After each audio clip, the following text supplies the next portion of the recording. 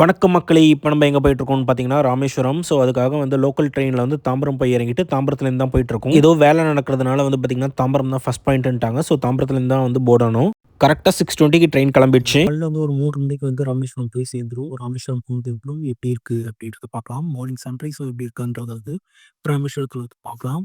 ட்ரெயின்ல வந்து ஃபுட்டும் வந்துச்சு. ஃபுட் வந்து பார்த்தீங்கன்னா, வெஜ் பிரியாணி வாங்கி சாப்பிட்டேன். வெஜ் பிரியாணி ஒரு ₹100 சொல்றாங்க. அண்ட் ஓரளவுக்கு நல்லாவும் இருந்தது. சரி, அதுக்கப்புறம் வீட்லேருந்தும் எடுத்துட்டு வந்த சப்பாத்தி, தோசை எல்லாமே அதையும் சாப்பிட்டுட்டு, ஓரளவுக்கு இப்ப தான் வந்து செட் ஆயிருக்கு. தூக்கம் சரியாவே தூங்க முடியலங்க. நல்லா ட்ரெயின் குலுங்கிக்கிட்டே நல்லா கீழயும் நல்லா தூக்கி போட்டுக்கிட்டே இருந்தது. ராமநாதபுரம் வந்துடுச்சு. ஸோ, அங்கேருந்து வந்து ஒரு 1 ஹவர் தான் வந்து பார்த்தீங்கன்னா ராமேஸ்வரம். சரின்ட்டு சும்மா வந்து எப்படி இருக்குது கிளைமேட்டு என்னலாம் இருக்குது அப்படின்னு பார்த்தா, ஓரளவுக்கு இடியும் மின்னலுமா ஒரு மாதிரி டிஃப்ரெண்ட்டாக இருந்தது. கொஞ்ச நேரத்திலேயே வந்து பார்த்தீங்கன்னா, பாம்பன் பிரிட்ஜ் வந்துடுச்சு. ஸோ, லைட்டாக பயமாக வந்தது ஃபஸ்ட்டு. அந்த தண்ணி வந்து கிட்டக்கே ரொம்ப கிட்டக்கே இருந்தது. அண்ட் இந்த பிரிட்ஜோட லைட்டோட அந்த வெளிச்சத்தில் பட்டு தண்ணி எவ்வளோ அழகாக ரிஃப்ளெக்ட் ஆகி எப்படி இருக்குது பாருங்கள். ட்ரெயின்லேருந்து இறங்கியாச்சு. கரெக்டாக ஒரு 3:40 ஆகுது. போனோடனே வந்து ஒரு ரூம் போட்டு செக்இன் பண்ணியாச்சு. ஸோ, வரும்போது எந்த இடத்துல ஹோட்டல் நல்லாயிருக்கும்னு பார்த்துக்கிட்டே வந்துட்டு இருந்தேன். அண்ட் இது வந்து பார்த்திங்கன்னா ஓரளவுக்கு நல்லாவே இருந்தது. ரேட்டிங் நல்லா இருந்தது. இந்த ஹோட்டல் வந்து ரயில்வே ஸ்டேஷன்லேருந்து 1.5 கிலோமீட்டர்ஸ் டிஸ்டன்ஸில் இருக்குது. உங்களுக்கு வேணால் நீங்கள் வந்து பக்கத்தில் எங்கேயாவது கூட பார்த்துக்கலாம். அண்ட் சுற்றி நிறைய ஹோட்டல், லாட்ஜ் எல்லாமே இருக்குது. அண்ட் அது இல்லாமல் இந்தியன் ரயில்வேஸோட வந்து ஸ்டேயிங் ஃபெசிலிட்டிஸும் நிறைய இருந்துகிட்ருக்கு. ரயில்வே ஸ்டேஷன் இறங்கினோடனே இருக்குது. நான் ஃபேமிலியாக வந்ததுனால ஓரளவுக்கு இன்னும் கொஞ்சம் ஸ்டே நல்லா இருக்கணுமேன்றதுக்காக நான் இந்த வந்து ஹோட்டலை வந்து ப்ரிஃபர் பண்ணேன். ரேட்டிங்ஸ் பார்த்து தான் எடுத்தேன். இது ப்ரொமோஷன்லாம் எதுவும் கிடையாது. அண்ட் இது ப்ரைஸ் வந்து பார்த்திங்கன்னா நார்மலாக நான் பார்த்த டைமில் வந்து 2.5 வந்தது. நான் போனது பண்டிகை நாள் கிடையாது. நான் வந்து ஒரு நார்மல் வீக் டேல தான் போனேன். அண்ட் அது மட்டும் இல்லாமல் நான் வந்து நைட்டும் ஸ்டே பண்ண போகிறதில்ல. நைட் ஒரு 8:00 மாதிரி செக் அவுட்டும் பண்ணிவிடுவேன். அதனால் ஓரளவுக்கு டிஸ்கவுண்டட் ப்ரைஸ்லேயே நான் வந்து ரூம் கிடச்சிச்சு. அதுக்கப்புறம் கொஞ்சம் குளிச்சுட்டு ரெஃப்ரெஷ் ஆகிட்டு அதுக்கப்புறம் கோயிலுக்கு வந்தோம். கோயில் வந்தோடனே வந்து ஃபஸ்ட்டு வந்து பீச் போயிட்டு குளிச்சுட்டு அதுக்கப்புறம் வந்து 22 நாணி கிணறு இருக்குது அப்படின்னு சொல்லியிருந்தாங்க. ஸோ, அந்த கிணறுல வந்து குளித்து முடிச்சுட்டு அதுக்கப்புறம் வந்து ட்ரெஸ் மாற்றிட்டு ரெஃப்ரெஷ் ஆகிட்டு அதுக்கப்புறம் தான் வந்து பார்த்திங்கன்னா சாமி பார்க்கணும் அப்படின்னாங்க. இது ஒரு ஐதீகம். இதுக்கு ஏன் அக்னி தீர்த்தம் பேர் வந்துச்சு தெரியுமா? சீதையோட கற்பை சோதிக்கிறதுக்காக அக்னியில் வந்து நடக்க சொல்கிறாங்க. சீதையை வந்து தீண்டின அந்த பாவம் வந்து அக்னி பகவானுக்கும் வந்து சேருது. அந்த பாவத்தை போக்குறதுக்காக அக்னி பகவான் வந்து இந்த ராமேஸ்வரம் கடலில் தான் வந்து நீராடினார். அந்த பாவத்தை வந்து கழிச்சார் அப்படின்ட்டு ஒரு ஐதீகம். அதனால தான் இதுக்கு அக்னி தீர்த்தம்ன்ற பேர் வந்தது. அதனால் பித்ருக்களுக்கு சடங்கு செய்கிறதுக்கு இது ஒரு சிறந்த இடம் சொல்கிறாங்க. அது மட்டும் இல்லைங்க. இதில் வந்து பார்த்திங்கன்னா ராமேஸ்வரம் காசி பயணம்னு சொல்லுவாங்கள்ல, அதில் ஃபஸ்ட்டு ஸ்டார்ட் பண்ணுற இடம் வந்து பார்த்திங்கன்னா ராமேஸ்வரத்தில் தான் ஸ்டார்ட் பண்ணணுமா. அந்த ராமேஸ்வரத்தில் ஸ்டார்ட் பண்ணும்போது இங்கேருந்து இந்த ராமேஸ்வரம் கடல் நீரையும் அதுக்கப்புறம் கடலில் இருக்கிற மண்ணையும் எடுத்துகிட்டு போவாங்க.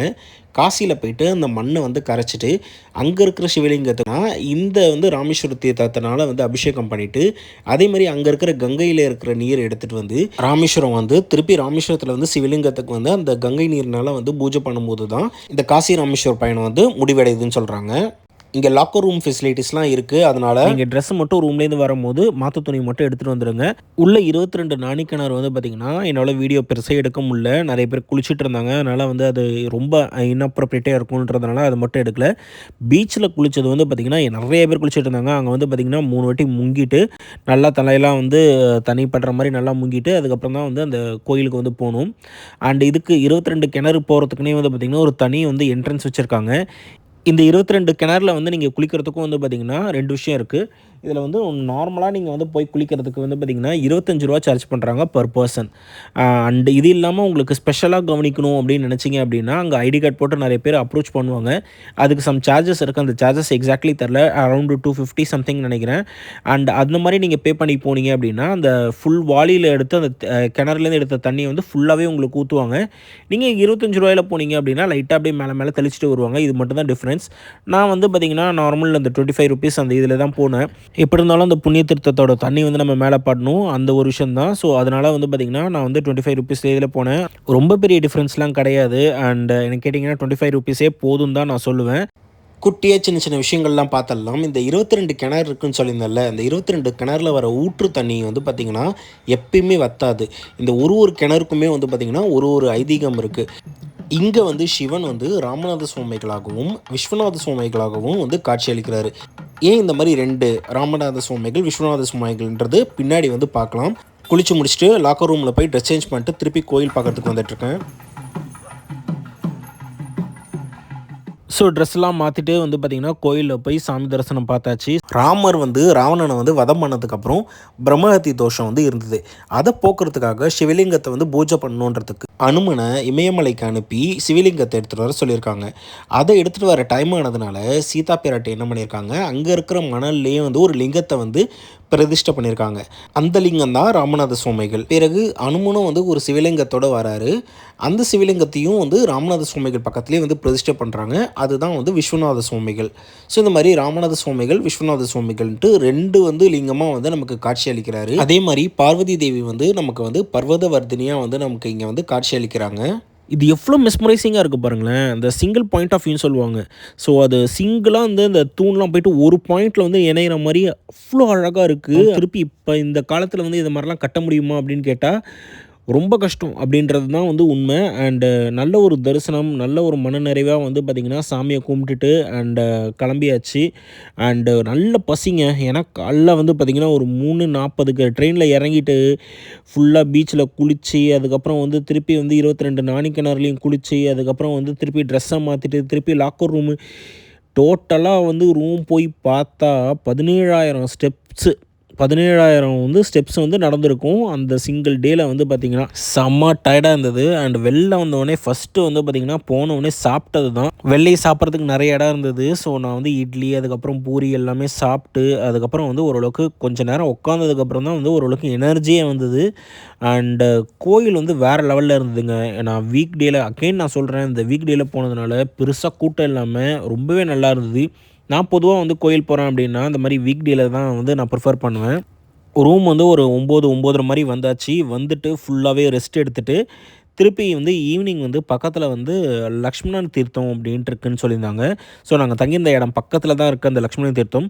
ஸோ அதையும் போய் பார்த்துட்டு சாமி ரொம்ப சூப்பராக இருந்தது. சிவலிங்கம் தான் சாஞ்ச மாதிரி இருந்தது. ரொம்பவே பார்க்குறதுக்கு அழகாக இருந்தது. நல்ல ஒரு வைப்ரேஷன். அண்ட் அது முடிச்சுட்டு பாம்பன் பிரிட்ஜ் வந்து நம்ம பிரிட்ஜ்லேருந்து போய் பார்ப்போம் அப்படின்ட்டு நம்ம வந்து பாம்பன் பிரிட்ஜ் பார்க்குறதுக்காக போயிருந்தோம். அண்டு இங்கே ஆட்டோஸ் வந்து சொல்லணும். ரயில்வே ஸ்டேஷன்லேருந்து வந்து பார்த்திங்கன்னா நாங்கள் வந்து எங்கள் ரூம் வரத்துக்கு அரௌண்ட் 1.5 கிலோமீட்டர்ஸ்னு சொல்லியிருந்தேன். அந்த 1.5 கிலோமீட்டர்ஸ்க்கு அவங்க சார்ஜ் பண்ணது ₹100. அதே மாதிரி நாங்கள் தங்கியிருந்த இடத்துலேருந்து இந்த பாம்பன் பிரிட்ஜ் வந்து ஒரு 15 to 16 கிலோமீட்டர்ஸ் இருக்கும். அதுக்கு அப் அண்ட் டவுன் அவங்க சார்ஜ் பண்ணுறது வந்து பார்த்திங்கன்னா ஒரு ₹500. ப்ரைஸியாக இருக்கிற மாதிரி தான் இருக்குது. பட் ஆனால் இங்கே வேறு ஆப்ஷன்ஸ் கிடையாது. இந்த சென்ஸ் டக்குன்னு உங்களுக்கு வந்து ஒரு இடத்துக்கு போகணும் அப்படின்னா, இல்லை நீங்கள் வெயிட் பண்ணி பார்க்குறதா இருந்தால் பஸ்ஸஸ் கண்டிப்பாக அவைலபிளாக இருக்குது. ஃபேமிலியாக இருக்கீங்க, டக்குன்னு போகணும், வயசானவங்கலாம் இருக்காங்க அப்படின்னா டக்குன்னு இந்த மாதிரி ஆட்டோஸ் நீங்கள் எடுக்கிறது தான் பெஸ்ட்டு. அண்ட் பாம்பன் பிரிட்ஜ் வந்துட்டுருக்கோம். வேறு லெவலில் வியூவாக இருந்தது. ஈவினிங் சன்செட்டுக்கு அதுவுமா வந்து பார்த்திங்கன்னா அந்த போட்ஸ் எல்லாம் நிற்கிறதா இருக்கட்டும், அதுக்கப்புறம் வந்து பார்த்திங்கன்னா அந்த ட்ரெயின் வந்து ஒன்று மூவ் ஆகுறத வந்து கேப்சர் ஆச்சு. சூப்பராக இருந்தது. அது வேறு லெவலில் இருந்தது. அதையுமே பாருங்கள் எப்படி இருக்குது அப்படின்ட்டு.